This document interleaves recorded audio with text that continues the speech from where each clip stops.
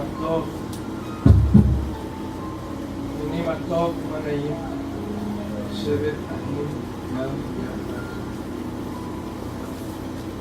Como é bom estarem os irmãos reunidos em alegria sob o teu olhar e a tua mão protetora. Esta frase de um salmo sintetiza o espírito que move aos nossos irmãos desencarnados e nesta tenda de trabalhos se reúnem em alegria, saboreando verdadeiramente essa alegria, porque aqui esta união permite que a luz, através deles, seja recebida e seja compartilhada.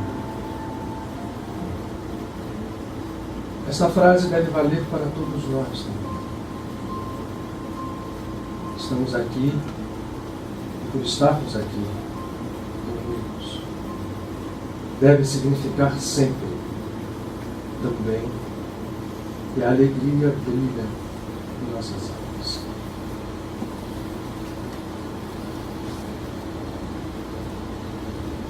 Se entre os irmãos desencarnados isto é uma verdade, talvez para nós nem sempre o seja. Mas quando no mergulho interior, quando com o olhar da alma contemplamos o mar infinito da consciência divina que reside em nós, sentimos no mais fundo do ser que vale a pena executar quantos passos sejam necessários para que esta unidade se manifeste em nossas vidas e para entendermos finalmente o caminho e o seu objetivo sempre estiveram no mesmo posto. O caminho nos leva ao lugar de onde nós nunca saímos, na verdade. E a consciência disto faz com que a alegria que brilha em nós seja a força motora para tudo aquilo que buscamos, para tudo aquilo que pensamos buscar,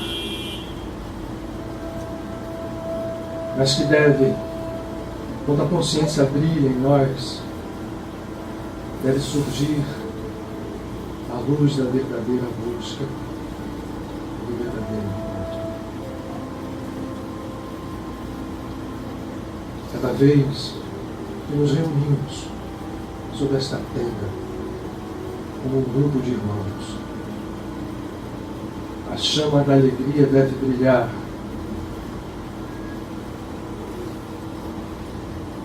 que ela brilhe,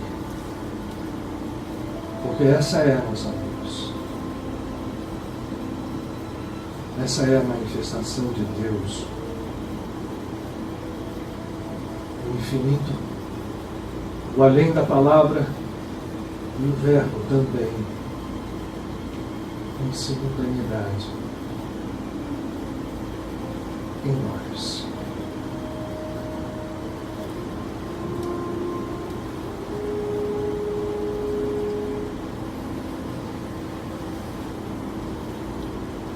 Abençoa-nos,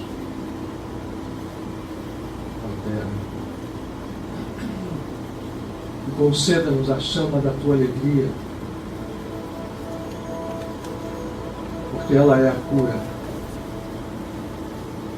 e sendo a cura, é a própria vida.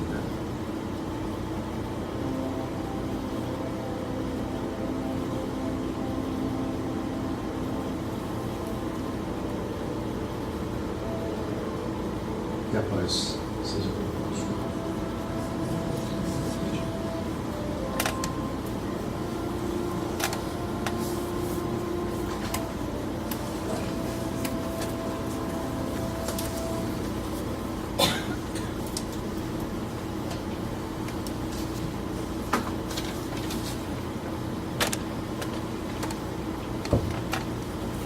noite a todos.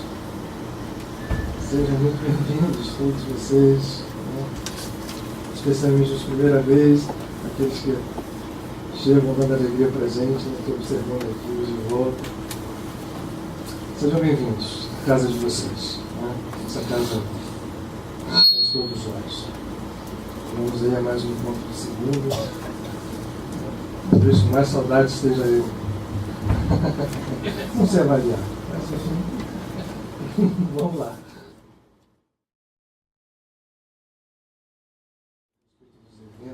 Do mês. Mas quando a gente escolheu o tema de falar de maio, e aí o Michael até faz a brincadeira de que o título é tão grande, se quando a gente acabar de ler o título, a palestra já acabou. Né? Faz sentido a brincadeira, porque a significação profunda do mês de maio, além das tradições. Eu queria aproveitar que o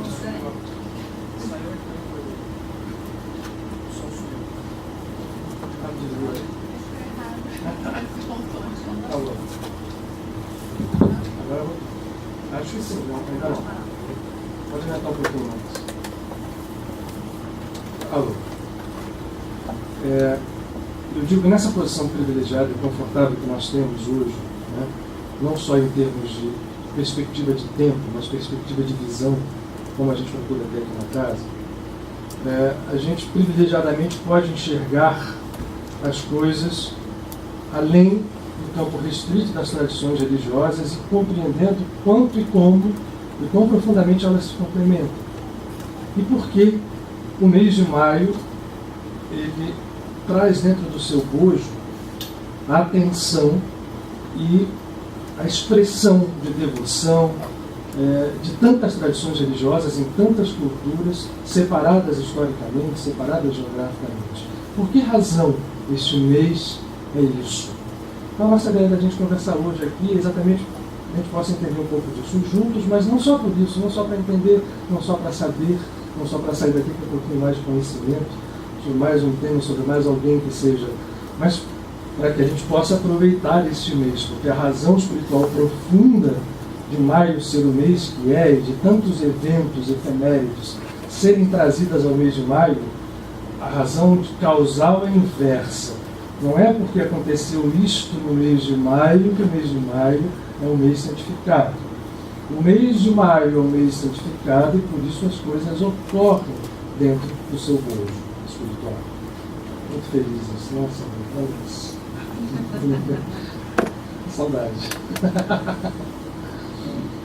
O Otton já adiantou algumas coisas aqui para vocês de eventos que acontecem, mas é surpreendentemente. E por quê? Por que maio é assim?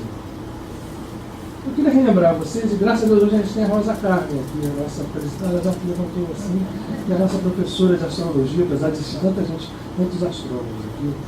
Talvez uma coisa surpreendente, não muito atentada, é de que o conhecimento astrológico da astrologia como algo que traduz uma expressão vibratória, energética da criação, talvez seja esse conhecimento o único que seja compartilhado em todas as tradições históricas, civilizatórias e culturais. Nós vamos encontrar astrologia e conhecimento astrológico na Índia, a gente vai encontrar no Egito, a gente vai encontrar no outro lado do oceano entre os maias, nós vamos encontrar nas tradições do povo hebraico, do povo que, como a Rosa que falou, desde a época tribal que vivia isso. Então isso não pode ser algo atribuído apenas a uma condição de desconhecimento científico. É muito pobre a análise científica de hoje quando despreza o conhecimento astrológico. E o mês de maio, por que a astrologia, na verdade ela vem, todo mundo sabe disso, né? O zodíaco, né? As 12 constelações do zodíaco, o fato delas estarem em uma posição específica no espaço, dentro do universo físico que nós vivemos, circulam em volta da eclíptica, ou do plano em que o Sol passa, ou nós, na verdade, rodamos em volta do Sol todo ano.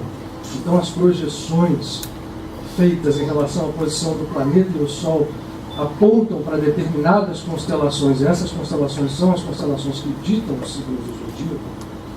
Cada uma das tradições usou a sua linguagem para explicar isso. Mas como muitas linguagens diversas numa Babel humana, no final das contas, todas elas, com as suas diferenças específicas, falam da mesma coisa. O quê? O planeta Terra e a sua estrutura de companhia, que são os planetas que, como ela, né, nosso planetinha, giram em torno de uma estrelinha, que por sua vez também faz movimentos cíclicos no cosmos, recebe influência vibratória de determinados grupos estelares que são essas constelações de hoje. Isso aqui é um processo que a gente podia discutir aqui anos sobre isso, mas o fato é, então, que cada mês, seja por um enfoque de astrologia solar, ou seja por um enfoque de astrologia lunar, porque temos tradições que se referenciam aos movimentos do ano heliocêntrico, e outras que fazem pelas fases da Lua. No final, as compensações de linguagem, sempre me remetendo a isto, vão traduzir a mesma coisa, a gente vai ver. E, ao longo desse processo, nós circulamos em períodos determinados, que determinam o ano, né, seja solar, seja lunar, e seguir uma revolução completa em torno da nossa estrela do Sol, projetando sempre na eclíptica as constelações dos 12 signos do zodíaco. Isso virou, né, coisa de horóscopo, de jornal, mas é um conhecimento profundo, eu vou repetir, remonta a todas as civilizações conhecidas. Talvez seja o único que seja compartilhado por todas elas.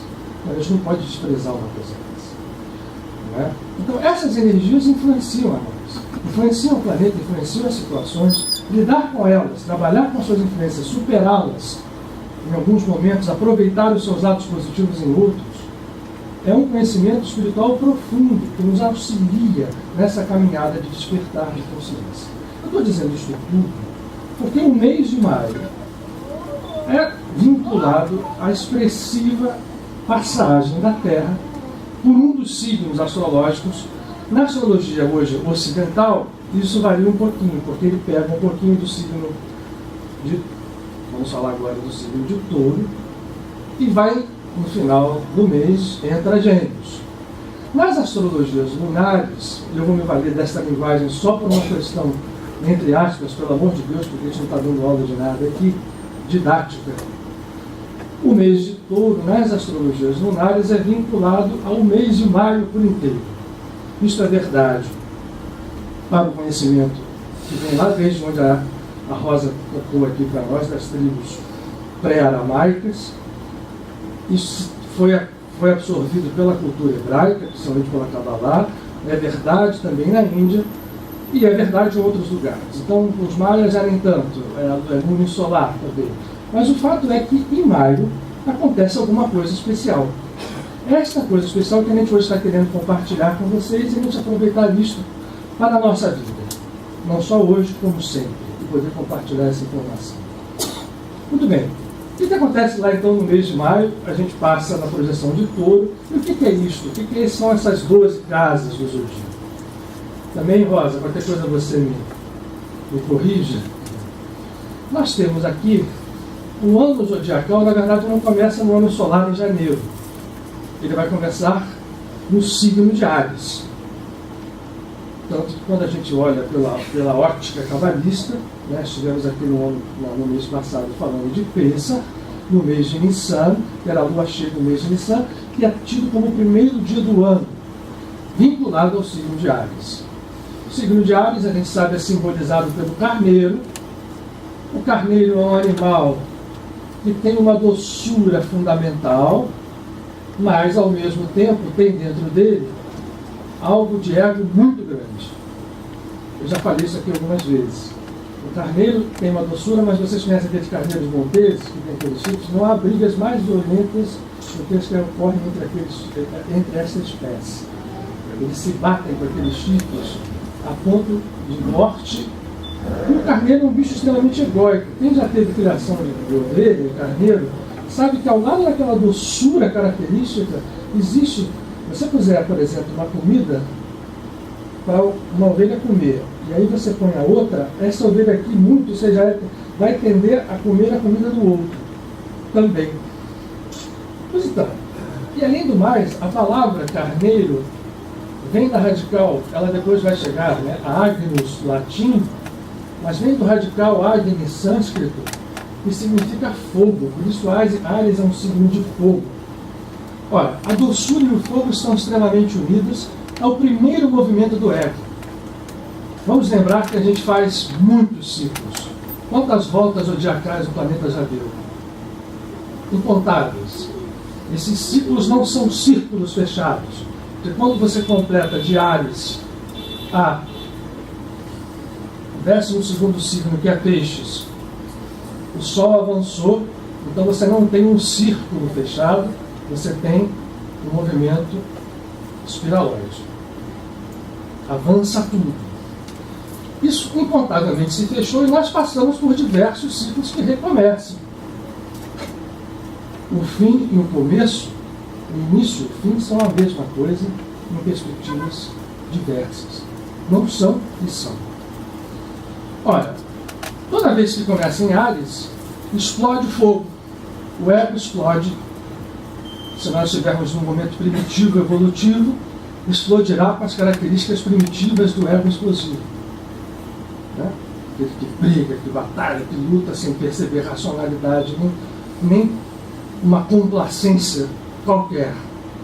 O segundo movimento, que é onde a gente vai chegar agora, eu vou voltar a repetir, vou me basear na astrologia lunar para poder didaticamente circunscrever ao mês de maio. Não é verdade, porque Touro começa em abril e termina em maio, Gêmeos também entra na astrologia solar. No final das contas, são duas linguagens que vão convergir, não divergem em momento nenhum. O segundo momento é o ego também, sob a forma do touro, o carneiro, o fogo, o agnus, que é doce, aparece com o animal touro e tem um significado profundo, porque aqui, e não é à toa que touro é considerado um signo de terra, o ego faz a sua primeira cristalização. Touro se assenta sobre a sua força, aquela força do carneiro que era vinculada à doçura fica um pouco mais oculta. Eu já vi touros absolutamente mansos, mas a maior parte deles não é. E são seres que expressam poder, mas um poder mais assentado, mais cristalizado. Não é fogo, por isso é um signo de elemento terra. Terra significa cristalização. Nesse momento se cristaliza. Eu vou fazer a volta zodiacal inteira toda não, tá? Fiquem tranquilos aqui, eu vou olhar bem o horário. Saímos para Gêmeos, onde o ego encontra a sua primeira porta de dualização. Esta cristalização, quando chega à dualização, veja essa tríade inicial, como ela é fundamental.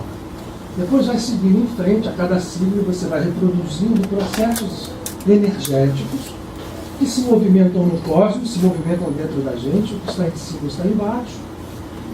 Esta cristalização, quando ela começa mal aqui, desequilibrada, se cristaliza mal aqui, desequilibrada, chega na dualidade, é um horror.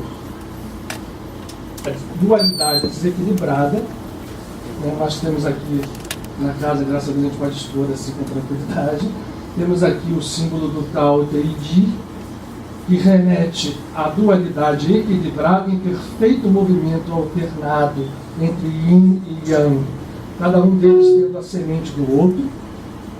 Isto pode sofrer uma desestruturação, e essa desestruturação, quando foi precedida por processos doentios aqui e aqui, leva depois a seguirmos adiante por signos como Câncer, como Leão, como Virgem, de forma a não aproveitar as potências de realização que existem em cada um deles.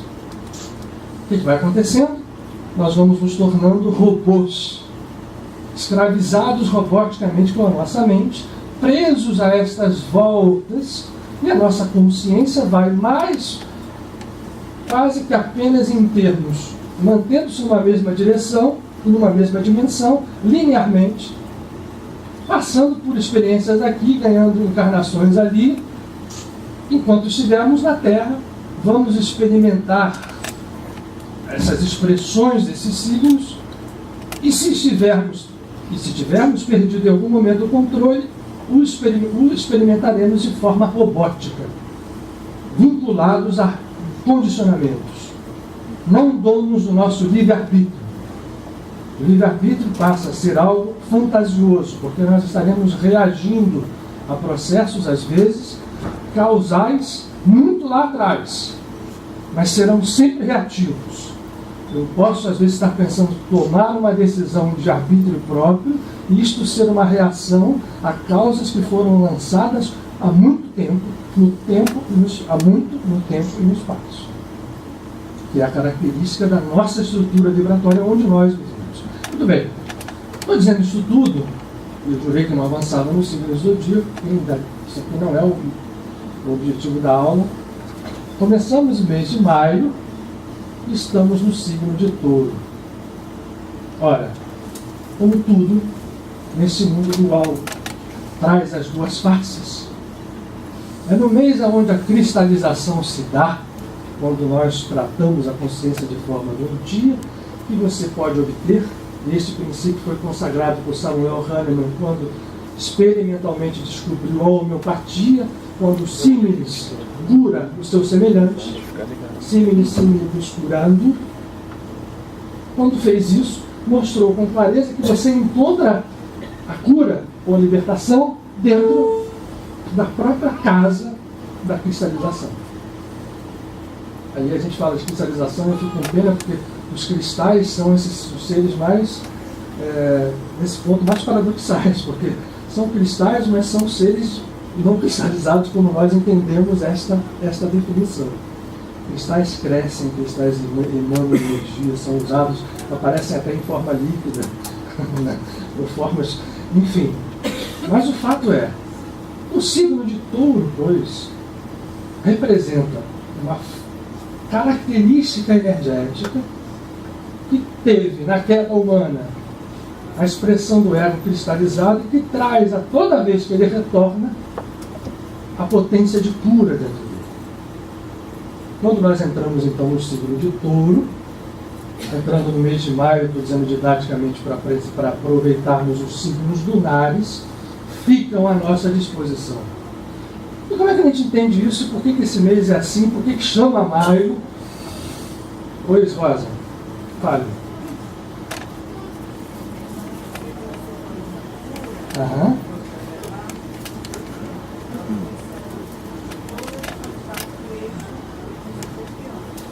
Posso reproduzir para você? O Touro faz parte do eixo com o Escorpião. Verdade. Isso. Não é isso? Nós vamos chegar lá. Eu não vou aos 12 signos, mas a Rosa, nossa professora, puxa aqui o que importa. Ele faz o eixo com o Escorpião, onde se fazem curas profundas. Em Touro, nós vamos ter a potência, e se a gente vai bem, chega em Escorpião, você realiza a cura. Se o negócio começar errado, o que vai acontecer em Escorpião é outra coisa. Mas, quando nós temos consciência e aproveitamos esses impulsos energéticos, né? Não, deixa ele aqui. Né? Você pode ficar. Você gostou daqui? Esses impulsos energéticos nos carregam, em termos evolutivos, a consciências a níveis conscienciais cada vez maiores, mais largos, superiores. Diga, Rosa.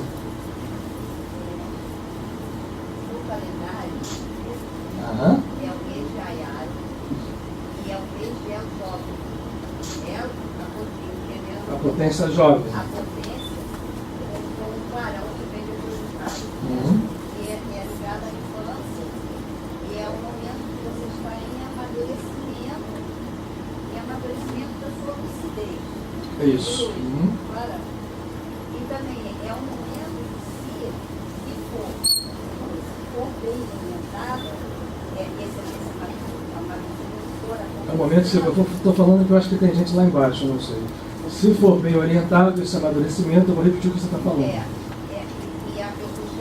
E a pessoa chegar a uma lucidez. O que vai acontecer é que você não vai ter tanto diálogo interno. Vai acontecer uma diminuição do diálogo interno. Que vai permitir que você não tenha tantas cristalizações energéticas. que vai permitir que não se crie tantas cristalizações energéticas. O diálogo interno leva a esse processo robótico, ou, né, enfim, de mente inquieta, que a gente conhece em todas as escolas e que nos leva a ficar estacionados em processos evolutivos dolorosos e pouco efetivos, né? Efetivos de quase, às vezes de forma quase nenhuma. Muito bem. Então, obrigado, Rosa. Obrigado às duas Rosas pela contribuição. Então, todas as civilizações que conheciam isso se aproveitam desse mês. E os fatos que aparecem no mês de maio acontecem porque este mês dá o bojo vibratório para isso. Não é à toa que tanta coisa o Walton leu aqui, eu ainda vou dizer mais algumas, acontecem. Então, vou falar para vocês algumas delas. Aí tem a Roselane lá. Na tradição hindu, no mês de maio, vamos falar primeiro do nome, né? Esse nome foi um nome que ficou no Ocidente. Maio vem de duas fontes interessantes. Na verdade, no Ocidente, ele vem da deusa Maia. E a gente pode pensar assim, pô, mas deusa Maia, essa deusa Maia é aquela a Maia hindu, né, que aparece em Shakti. Mas olha só que coisa interessante. A deusa Maia é uma tradição greco-romana, e Maia, na tradição grega, era uma ninfa que tinha um grande poder vinculado à energia feminina ou materna, e que, por isto mesmo, Zeus, o senhor do Olimpo, a procura e tem com ela um filho, que a gente conhece, chamado Hermes, que nada mais é do que o Mercúrio da tradição romana, que é o mensageiro, aquele que traz o caduceu.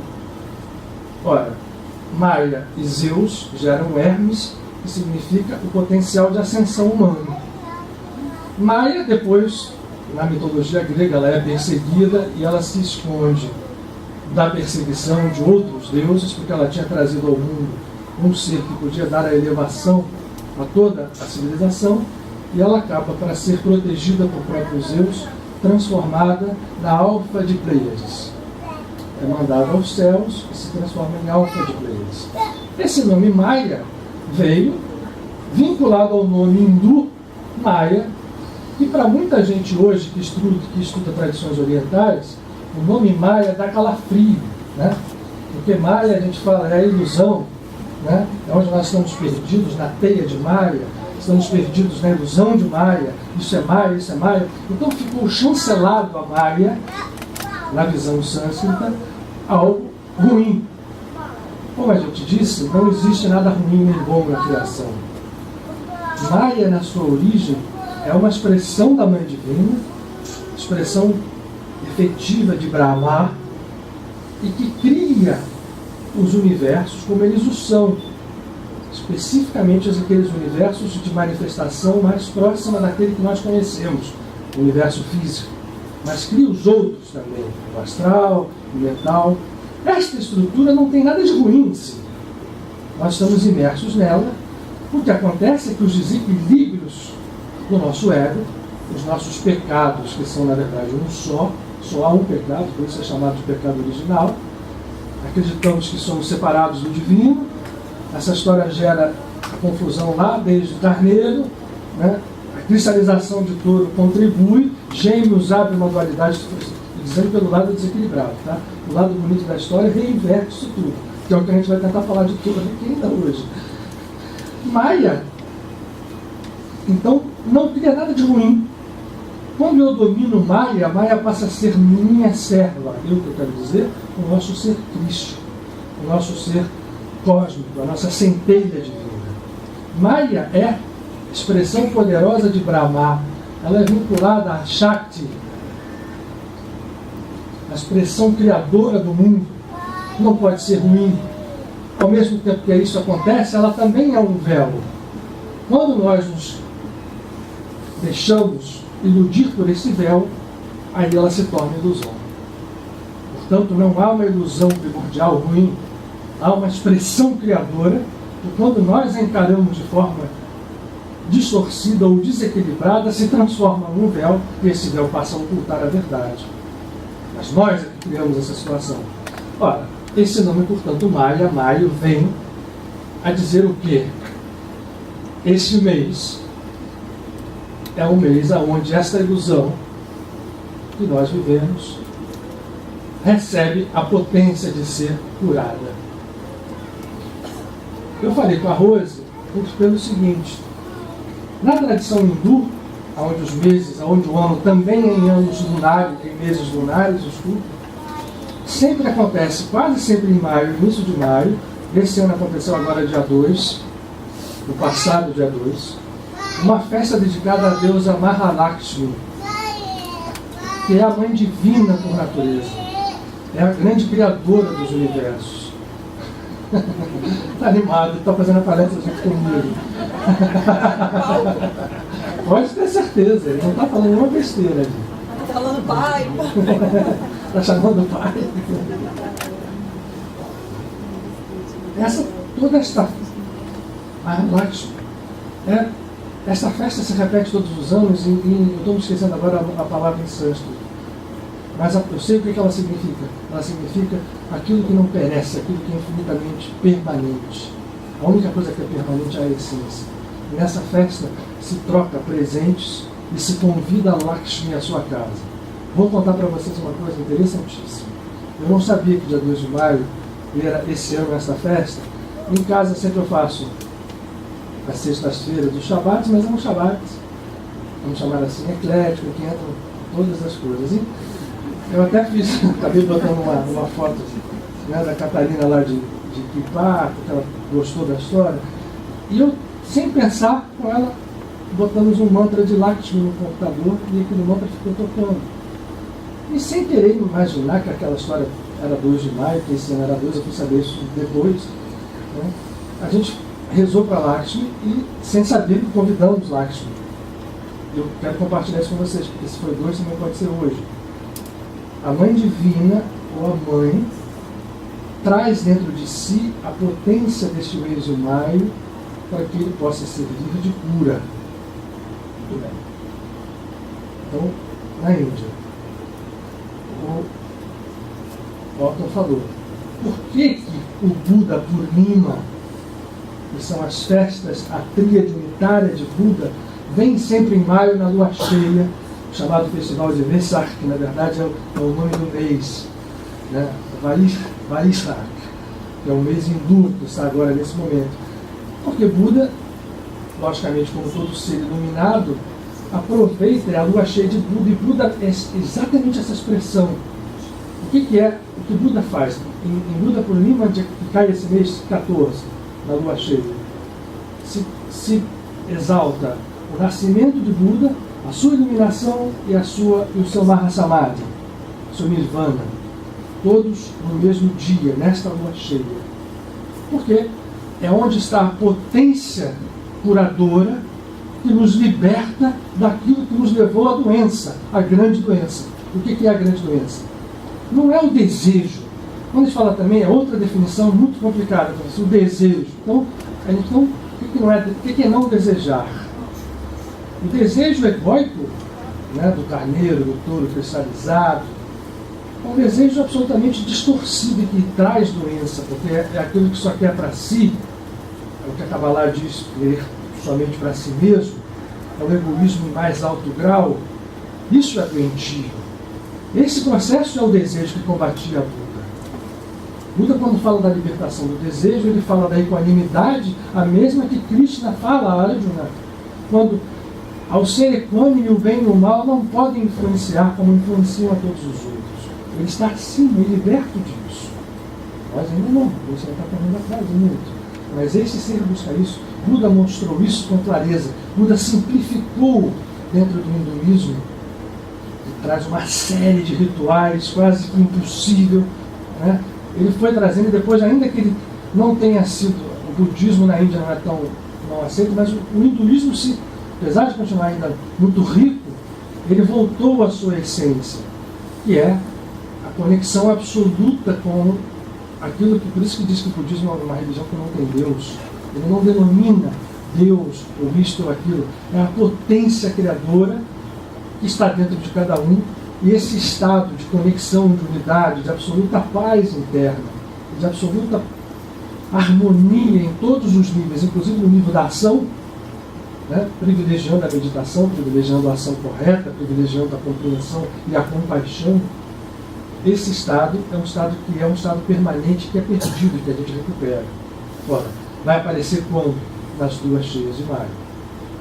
A Rosa citou, agora vamos sair um pouquinho, vamos vir um pouquinho mais para o Ocidente, vamos vir para Kabbalah. A Rosa falou da tradição Nagi, numa linguagem que agora vou traduzir aqui para o hebraico. Nós estamos no mês de Iyar, que é vinculado ao signo de Touro.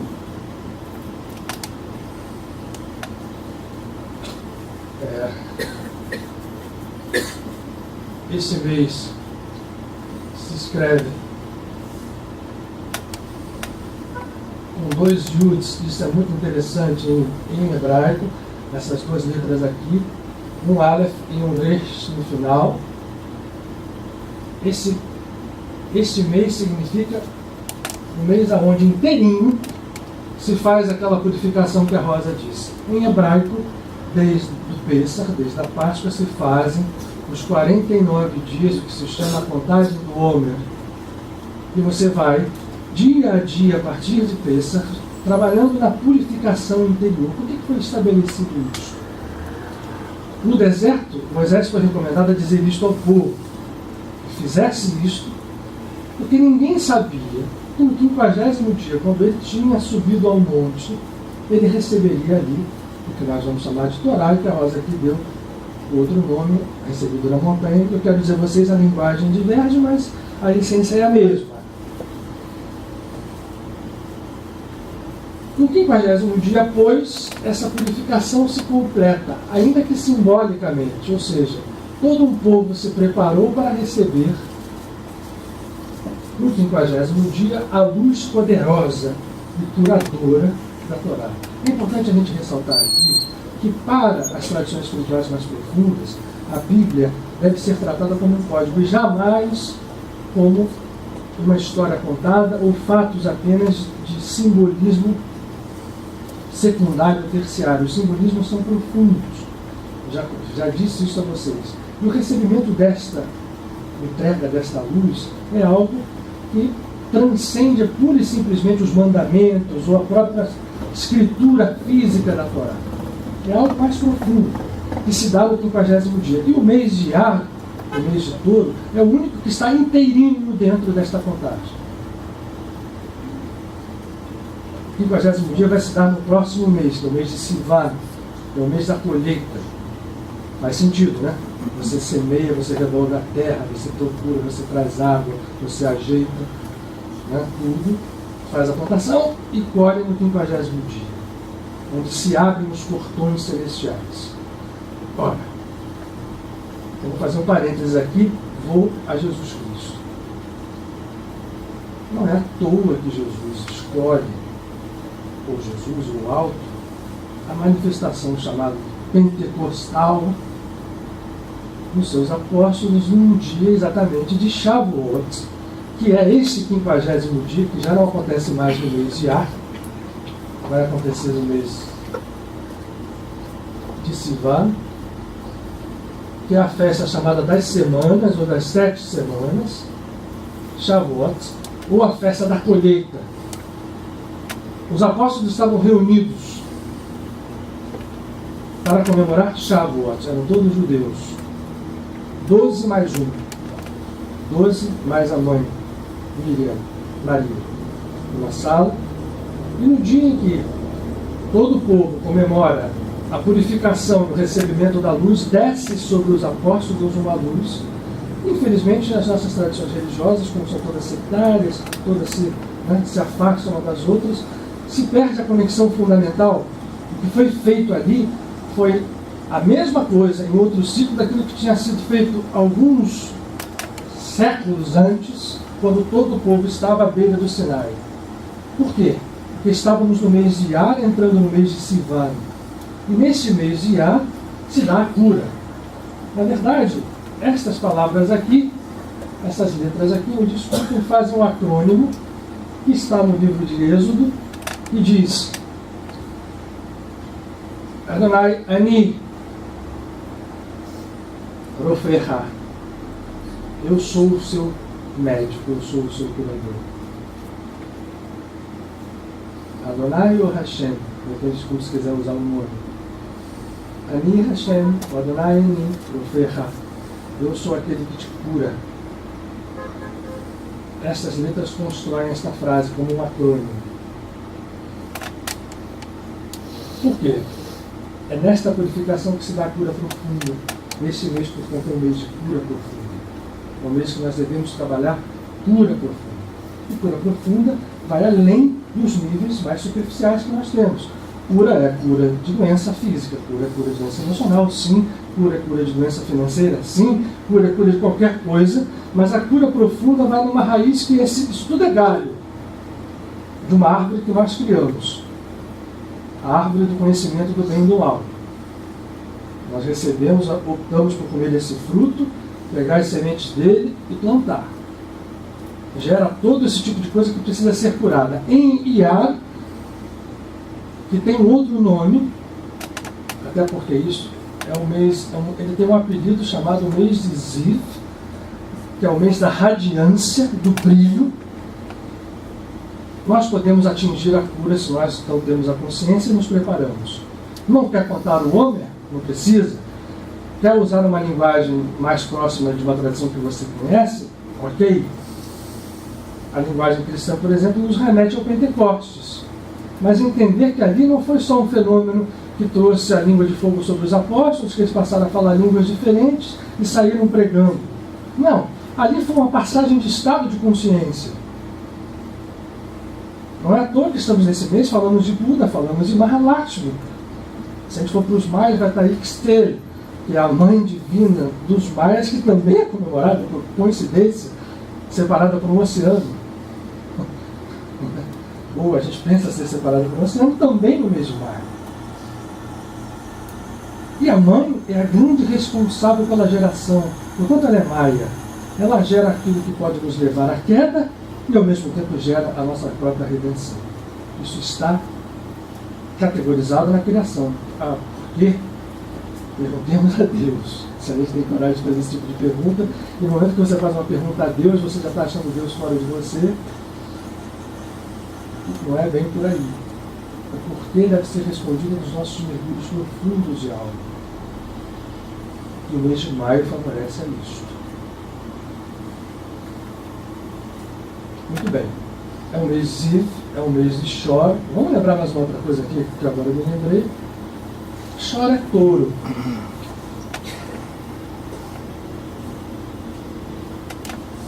As letras hebraicas que se referem ao mês de maio, uma delas é Pei, e essa letra aqui, que parece um P mesmo, que é boca. O que diz o seguinte: é pela palavra, é pela boca que você gera doença ou você cura. Os nossos julgamentos, as nossas atrocidades, Jesus falou isso. Sai da boca que faz curar ou adoecer.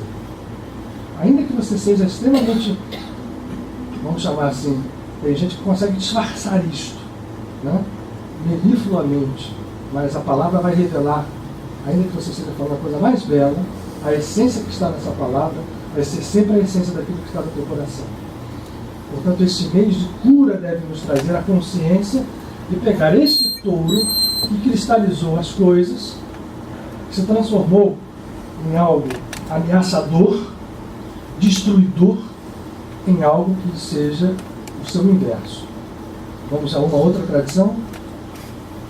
Nas tradições esotéricas da mitologia chamada pagã, existe aquilo chamado dos 12 trabalhos de Hércules.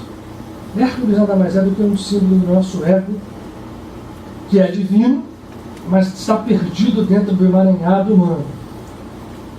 Por fazer uma opção de bobagens, Hércules é mandado a um determinado rei, Euristeu, que diz: para você se redimir, você tem que fazer 12 trabalhos. Coincidência ou não, o número 12 está sempre presente, porque são esses ciclos que a gente passa.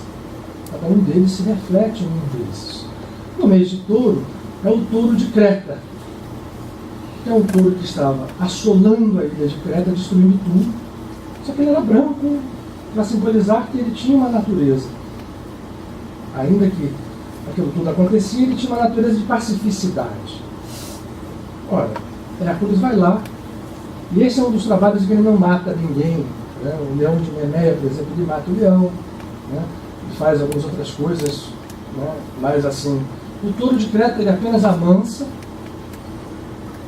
monta no touro e atravessa o istmo entre Creta e o continente, chega à Grécia, trazendo o touro mansinho, sob o seu controle. Não é à toa que os 4 animais que aparecem na Merkabah do profeta Ezequiel dizem que um deles é o touro, né? A águia, o homem, o touro, e para outro quarto, né? Isso. Que são os 4 evangelistas também. Foram os 4 canônicos foram referenciados a esses animais. O touro, portanto, é algo que pode, como tudo, ser um cristal, uma cristalização doentia ou a própria um instrumento de cura. Estamos, portanto, nesse mês. Chora. Vocês vão ver, eu vou voltar com essa palavra no final, na meditação que nós vamos fazer. O touro chora, ele traz dentro dele o aspecto destruidor e o aspecto de cura. Como um dos meses, ele é o símbolo de uma das esfirotes, de Vurar, e vinculado interessantemente a um arcanjo que a gente tem o costume dentro do cristianismo de atribuir a ele, né, aquele santo, aquele arcanjo que fica flutuando, né, meio assim no bom, que é o arcanjo Gabriel, ou Gabriel, ou Jibril em árabe, que foi o arcanjo que apareceu ao longo da história desta constituição evolutiva que são os povos hebraicos, vamos chamar assim, cristãos, e também o islamismo. Foi quem aparece primeiro ao profeta Daniel, mostrando a Daniela toda a história que se desenvolveria com a luta interna do povo. Depois aparece tanto a Zacarias quanto a Maria, depois vai aparecer a Maomé, para ditar o Corão. Gabriel é vinculado a Vurá, que é a força, que é... Cláudia, eu vou pedir a Cláudia para baixar a árvore de esferotes aqui, só para a gente mostrar, sem assustar ninguém. Nessa árvore de emanações divinas, todas elas divinas, isso é importante que a gente ressalte. O laser não está aqui. Vocês estão vendo aqui uma constituição sistêmica, é um esquema composto de 3 colunas, e no final a coluna central se estende. E nós vamos, isso se chama as esfirotes, as emanações da consciência divina. Acima disso aqui, não está aqui nesta, não está na outra, existem 3 níveis indizíveis, que são os níveis da não existência. Por que se usa essa expressão? Porque não se pode definir o que está além daqui. Então nós temos que imaginar que a unidade divina está além até mesmo da espiral mais alta, que é Keter. Quando Keter aparece, já existe estado de criação. Rapidamente entra em ação Maya. A gente pode fazer uma comparação com a tradição oriental. Aqui está Mahavishnu, o seu sono permanente criador, indimensional. Ainda assim, acima dele existem outras coisas, existe a unidade indizível de Deus. Ora, nesta coluna aqui, a coluna chamada da esquerda, olhada assim, está Gvurá, que se contrapõe a Hesed. Como disse bem a Rosa, a contraposição pode ter um potencial de conflito, pode ter um potencial de absoluta união, que é o trabalho espiritual que se deve fazer, nós todos. Portanto, misericórdia e força estão absolutamente como mão direita e mão esquerda de toda a expressão criadora em cada mundo, em cada universo, em cada pequeno ser. Todos nós temos essa expressão dentro de nós, o divino se manifesta assim, e tudo é um. Mas é aqui que se dá o desequilíbrio. É em Vurá. se dá o desequilíbrio que gera o que nós conhecemos como o mal. Esta força pode gerar aquela história que nós falamos do egoísmo. É aqui que touro, o anjo aqui é Gabriel, é aqui que touro pode desequilibrar. Mas a nossa sorte é que nós temos do outro lado a misericórdia. E também não é à toa que está no mês de maio expressa a misericórdia. E o mais surpreendente é que para nós ocidentais, isto vai aparecer com muita clareza, o Otton já deu aqui a dica, num número específico, que é dentro do mês, e no caso ocidental isso se repete sempre no mesmo dia, né, porque é um calendário solar. Vamos ter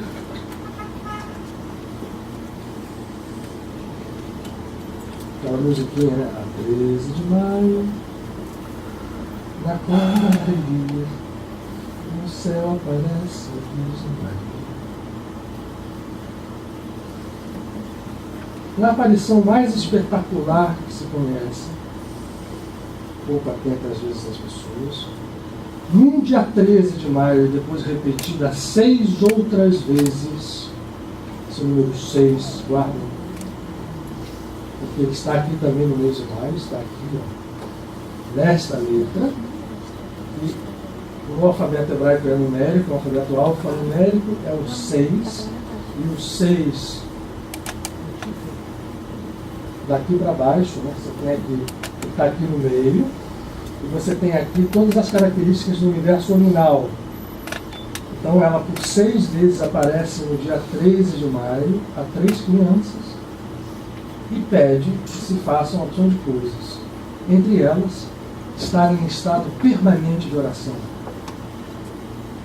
Se você quiser resumir o que disse Lilian, ou Maria, ou Fátima, as crianças, orem, orem, orem. Em estado de consciência, porque é uma descrição fantástica dos meninos, garotos de 6, 8, 9 anos. Imagina.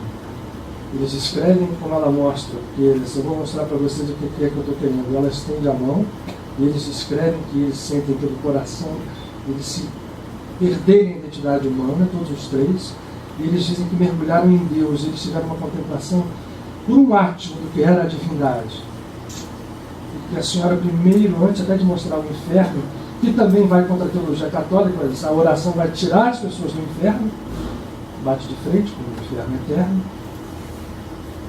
ela mostra a primeira divindade, eles sentem isso, eles saboreiam isso, eles vivem isso, e passam a fazer da oração deles, logicamente nos moldes católicos, dentro do que eles poderiam fazer, dentro dos limites que se dava, fazem isso. Ela escolhe no dia 13 de maio, não foi à toa. Vira o mês de Maria, os católicos, mas ela escolhe maio porque ela sabia o que estava fazendo, escolhendo maio. Aliás, quando recomendo aos seus pastores, eu não sei como é que passou isso na Igreja Católica, por exemplo, se recomenda a oração de terço todos os dias, mas uma especificamente todos os primeiros sábados do mês. Ela não pede nos primeiros domingos do mês. Ela pede nos primeiros sábados, vinculados ao Shabat. Porque o Shabat não é uma invenção. O 7º dia corresponde a uma frequência vibratória. Portanto, o sábado é, começando na sexta, o dia onde nós podemos elevar a nossa alma e mais facilmente entrar em contato com a presença divina dentro de nós mesmos. Para isso existe o sábado. Jesus foi categórico, inclusive, porque começou a se cercar o Shabat de tantas coisas que não se pode fazer, que isso foi se perdendo essa essência. Aí um dia, quando Jesus com seus apóstolos estava ali fazendo alguma coisa no Shabat que estava proibido, ele diz assim: o Shabat foi feito para o homem, não o homem para o Shabat.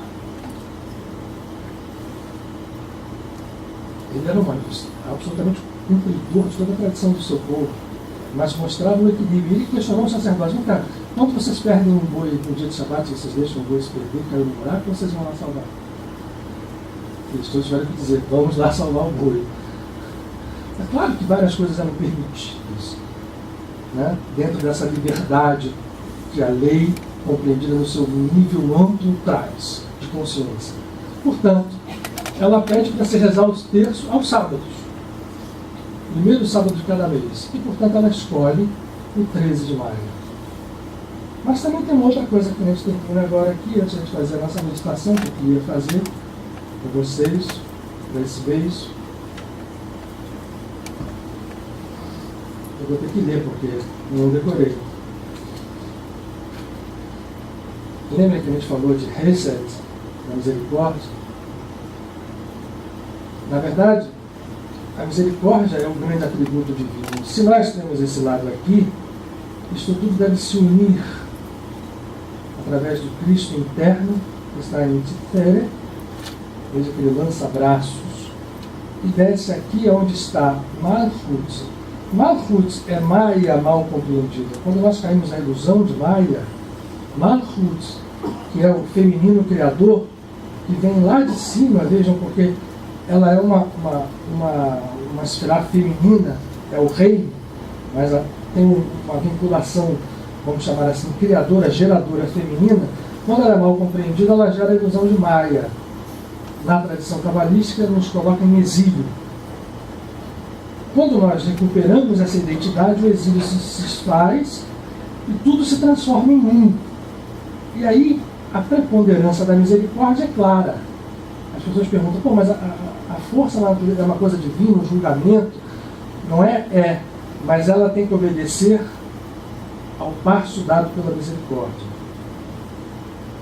E aí, isto é claro, antes que Maria escolhesse o dia 13 de maio para se manifestar em maio, no mês de Iyar, em maio, é dado ao povo, quando eles começam a sua passagem pelo deserto, as chamadas 13 atributos de misericórdia divinos, que Deus proclama ao povo e que servem como uma espécie de mantra para que nós ativemos a misericórdia, primeiro dentro de nós, claro, porque nada se faz se a gente não faz o trabalho interno.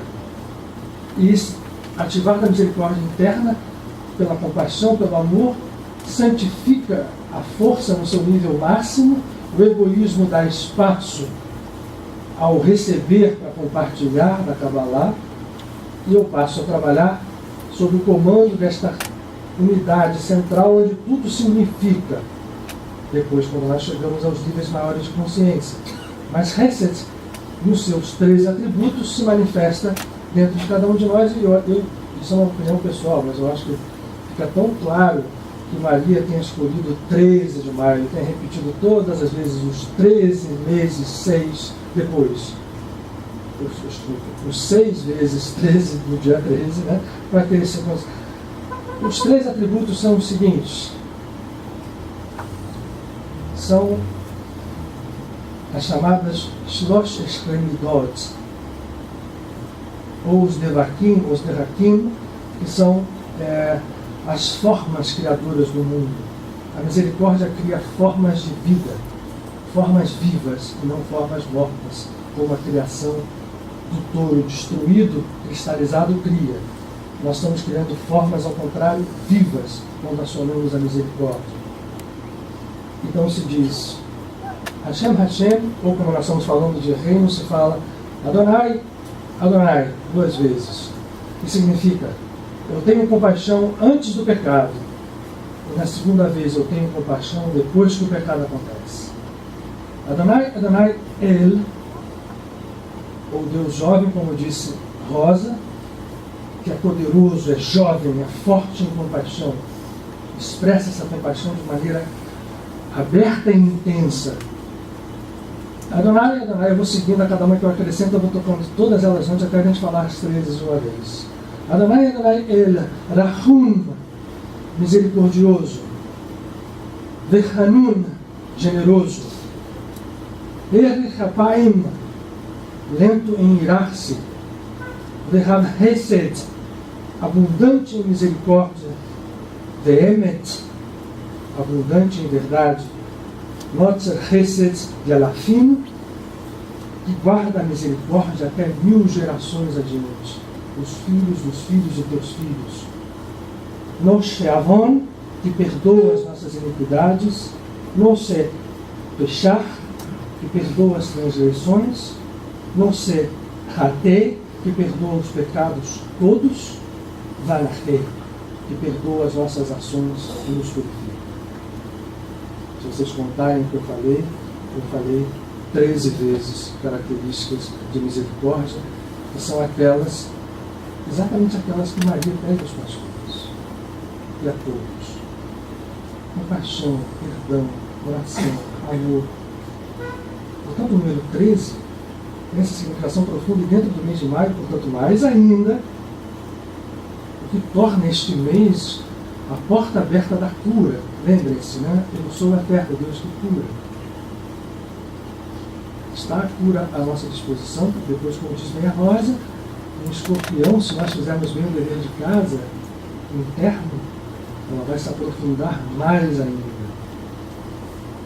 Nesse momento é como se fosse uma porta, como diz bem a Rosa, jovem, né? Eu faço o trabalho, recebo em Shavuot, em Sivan, a luz da Torá, da presença divina resplandecente dentro de nós, e posso seguir em frente. Vou repetir os 3 agora todos de uma vez. Adonai, Adonai, El Rachum, Bechanun, Berechapayim, Bechav Chesed, Be'emet, Noser Chesed, Yalachtim, Noser Avon, Noser Peshach, Noser Chatei, Benachei. Amém. São estas forças de misericórdia que Deus possui, que nós possuímos, nós precisamos trazer. Porque se eu não tenho compaixão, eu não posso receber compaixão. Se eu não perdoo, eu não sou perdoado. Se eu não amo, o amor que vem a mim vai ter essa característica egóica presa nas artimanhas que nós aceitamos como ilusão, mas que podem ser vistas na sua essência verdadeira divina, e ao contrário, nesse princípio homeopático, são libertação. Aí, só para o final, eu vou 5 alto. É a abolição da escravatura, alguém falou também dos pretos velhos, não é à toa também que se foi assinada uma lei desta, né, ainda que isso ainda hoje precise ser realizado, simbólico, né, liberdade da escravatura física, da escravatura da opressão e da escravatura que nós vivemos. A nossa consciência é escrava. Né? Então, no 13 de maio, se conseguiu fazer uma liberdade àqueles seres que sofriam tanto, nossos irmãos, física, mas se promove sempre, neste 13 de maio, uma porta de liberdade aberta para todos nós. E que porta, né? E que ser da grandeza de Maria, a nós todos. Então eu vou só lembrando e agradecendo ao Mário, né, Rosa? Lembra que o Mário agora desenvolve essa outra linguagem, é dele que eu vou trazer essa. Vou trazer 2 mandas para vocês. Isso foi uma tradição passada pelo Mário, então a gente tem que dar o crédito aqui. No caso da Kabbalah, a gente podia usar outros mandas, eu acho que esse é interessante de usar. Então, de limpeza, porque cura vai à limpeza, fala de limpeza, de purificação. Isso aqui por si só já é um mantra.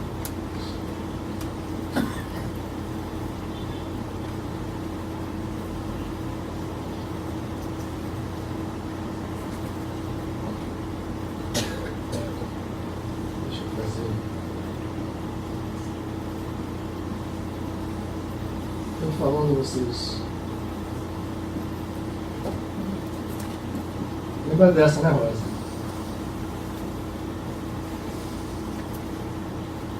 Vocês lembram que eu falei, atentem para a palavra shor, que é touro.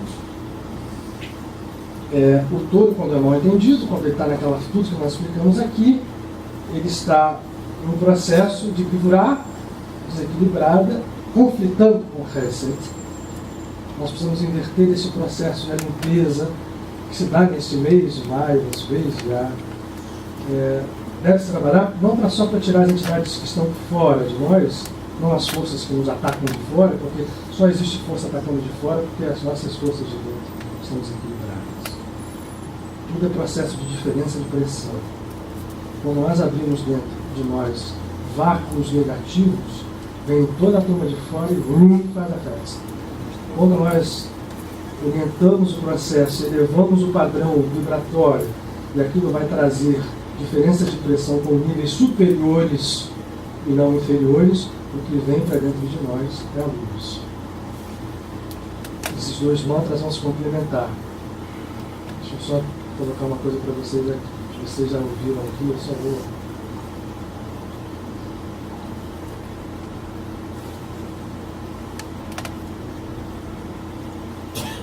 A ciência só um pouquinho, porque a gente ficou com 10 minutinhos finais, deu tudo certo.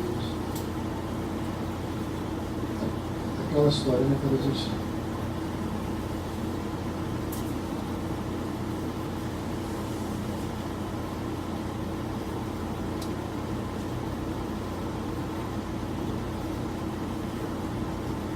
Desculpa mal o desenho, deveria ser na cor preta, mas foi azul.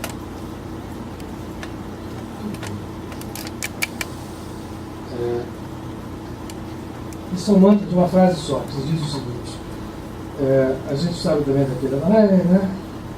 Kadosh, Kadosh, Kadosh, Adonai, Tzvaot, Benachot, Haaretz, Kibudó. Esse se fala Bli, Shor, Klipá, Kehat. Lembre que Shor é touro, Klipá significa véu ou casca. Quando a gente fala Bli, significa disfarça-se. Né? Essa palavra Bli tem muito poder. Às vezes, sozinho, se está querendo rezar um negócio qualquer, você pode usar uma técnica que a programação neurolinguística depois se apropriou. A gente respira e faz algum movimento, fala algum fonema, né? Você pode fazer isso com o Bli. Será que você vai fazer? Bli! Tá certo. Pelo menos para tirar da... Aí você respira fundo. Bli Shor Klipá Kehat. A casca que representa o touro, esse ciclo todo que nós falamos aqui do cristal, o véu que nos encanta com Maya, seja desfeito. E por que eu botei Kehatz? Porque Kehatz é vamos falar assim, a pronúncia de um dos nomes de Elohim, do sopro de Elohim, dos nomes de 72, para quem já conhece um pouco, isso hoje é uma informação muito divulgada.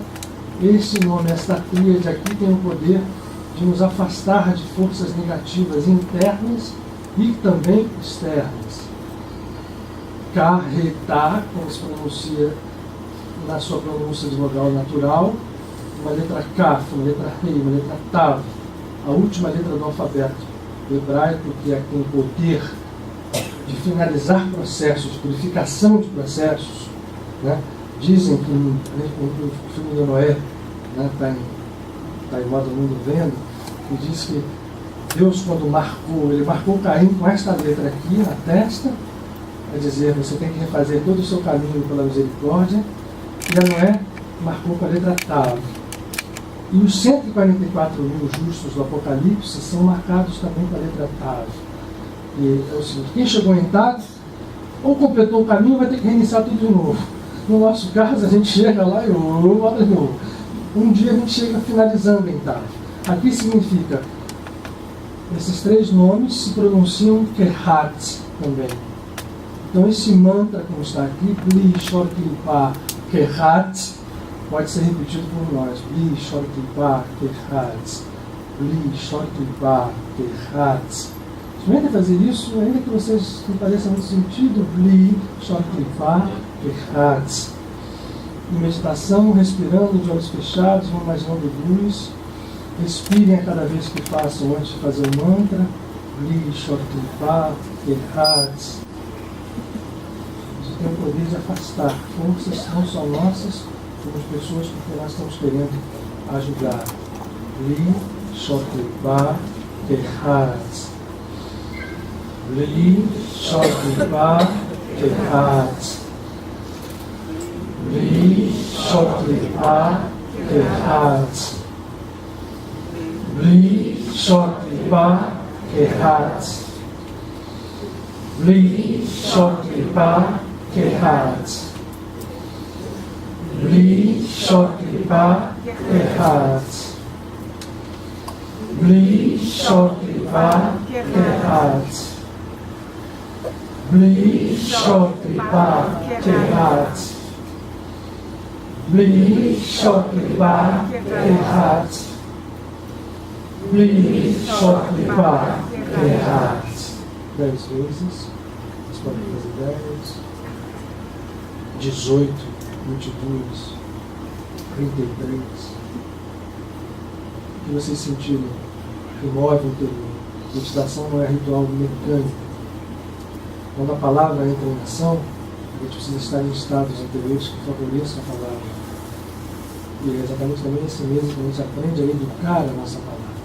Com a força criadora e não com a força destruidora de um touro desgovernado. Falar mal, julgar, o Lashon Hará, como se diz em hebraico, é a grande doença da verdade. E nós automaticamente fazemos isso todos os dias, toda hora. É só parar para pensar. Na hora, faz só um exercício disso. Quantas vezes eu falei mal de alguém na última hora? Se a gente fizer isso com bastante sinceridade, a gente vai ver como a gente se surpreende. Quando falo falar mal de alguém, não é falar mal. É um julgamento. Né? Faça um julgamento. Quantas vezes a gente faz isso todos os dias? Esse processo de misericórdia passa por isso. Então eu deixo aqui para vocês esse mantra.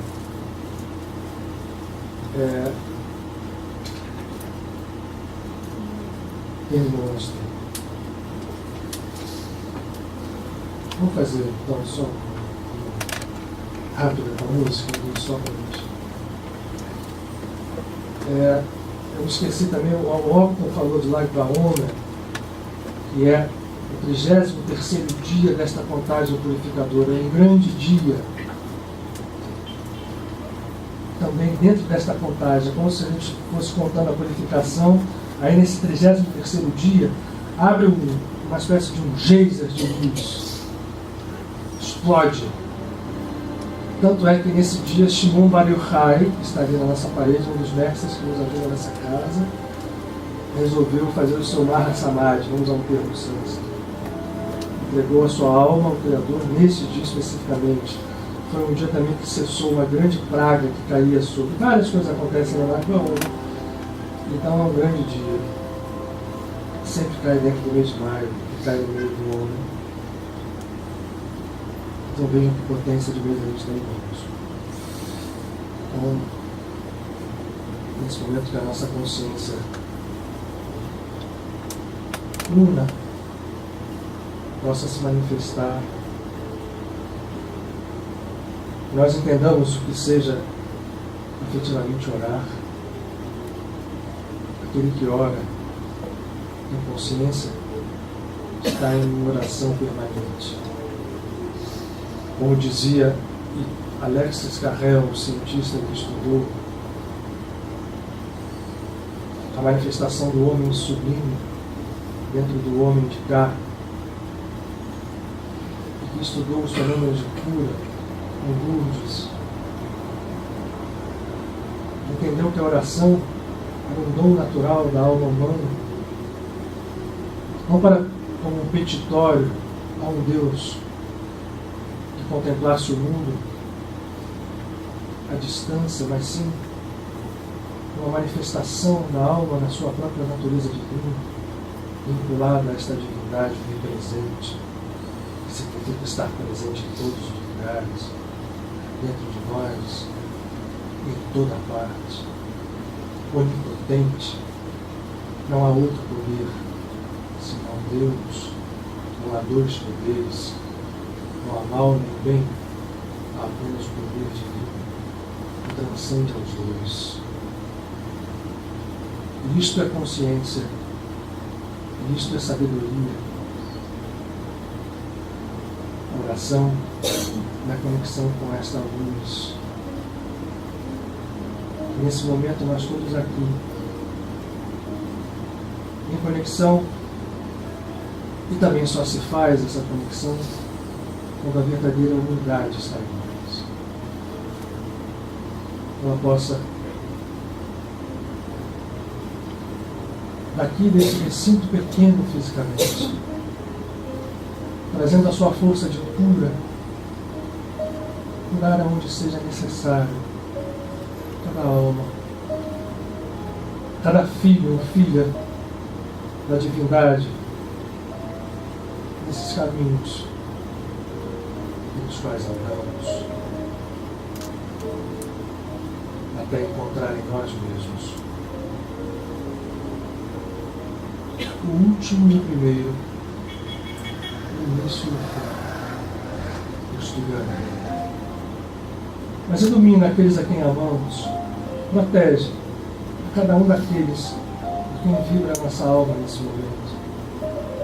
Porque se somos todos um, é também da lei que esse amor se manifeste, nesta caminhada que vai nos tornando aos poucos essa unidade. Famílias que crescem, agregando cada vez mais irmãos, até que um dia seja a verdade de uma só terra, um só homem, homem e mulher, ligado à sua natureza divina, até que um dia esta verdade se manifeste. Mas nós temos, Senhor, as nossas faltas, a nossa incapacidade ainda, e é dentro dela que estendemos a Ti as nossas mãos e rogamos por aqueles a quem amamos, por aqueles a quem estamos e vamos aprender a amar, que se dizem nossos inimigos.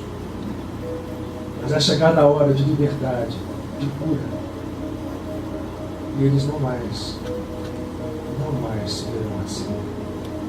Porque nós estamos aprendendo a vê-los como aqui realmente são. Irmãos, filhos teus, dá-nos forças, ampara-nos, fortalece-nos. O propósito, o único propósito, que é o de estar em Ti. Tu estás em nós. Tu estás em todos nós. Nem todos nós ainda estamos em Ti. Mas isso será verdade um dia. Pelo amor incondicional. Pela fé, que é certeza iluminada. Pela luz da esperança que não cessa. Que a Tua paz seja conosco, hoje e sempre. Amém.